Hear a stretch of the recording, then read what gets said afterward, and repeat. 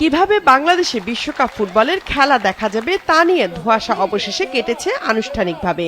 তথ্য ও সম্প্রচার মন্ত্রণালয় সংবাদ সম্মেলনের মাধ্যমে জানিয়েছে, টেলিভিশনের দর্শকরা বিটিভি, টি স্পোর্টস ও সময় টিভির মাধ্যমে উপভোগ করতে পারবেন বিশ্বকাপ ফুটবলের খেলা। এছাড়া 4টি ওটিটি, রবি, গ্রামীণফোন, বাংলালিংক ও আই স্ক্রিনে খেলা দেখতে পারবেন দর্শকরা।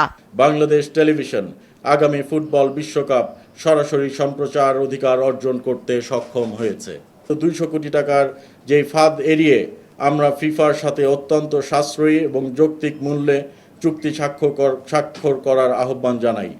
অত্যন্ত স্বচ্ছ প্রক্রিয়ায় এবং বাংলাদেশের নীতিমালার আলোকে এবারের ফুটবল বিশ্বকাপ সম্প্রচারের চূড়ান্ত চুক্তিমূল্য নির্ধারিত হয়েছে মাত্র $3.85 মিলিয়ন, যা বর্তমান বিনিময় হার অনুযায়ী বাংলাদেশের টাকায় প্রায় 47 কোটি টাকার মতো। ভ্যাট সহ 63 কোটি 79 লক্ষ টাকা সামথিং। বিশ্বকাপ ফুটবলের প্রচার স্বত্ব কেনার ক্ষেত্রে ব্যয় ও আয়ের হিসাবটাও দিয়েছেন তথ্য ও সম্প্রচার প্রতিমন্ত্রী। বিটিভি যেন কোনো টাকা না দিতে হয়, আমাদের স্ট্যান্ড প্রথম থেকে তাই ছিল। এখন পর্যন্ত অলমোস্ট আপনারা ধরে রাখেন 96% পর্যন্ত আমাদের কিন্তু সই করা আছে যেন আমরা টাকাটা রিকভার করতে পারি। অ্যাডভার্টাইজমেন্ট দিয়ে, বিটিভির কিছু অ্যাডভার্টাইজমেন্ট এক্সেট্রা দিয়ে আর 1-2 মাসের মধ্যে ওই টাকাটা উঠে যাবে। বাট দিস ইজ অ্যাবসলিউটলি একটা মিনিমাম অ্যামাউন্ট, হয়তো 2-3 কোটি টাকা।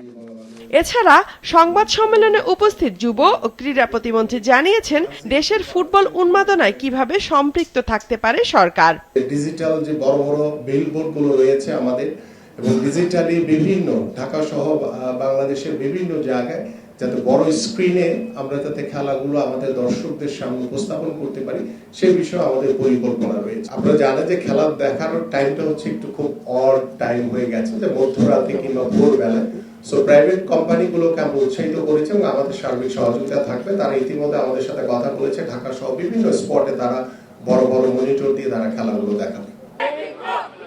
আগামী 11 জুন থেকে যুক্তরাষ্ট্র, কানাডা ও মেক্সিকোতে শুরু হবে বিশ্বকাপ ফুটবলের 23তম আসর।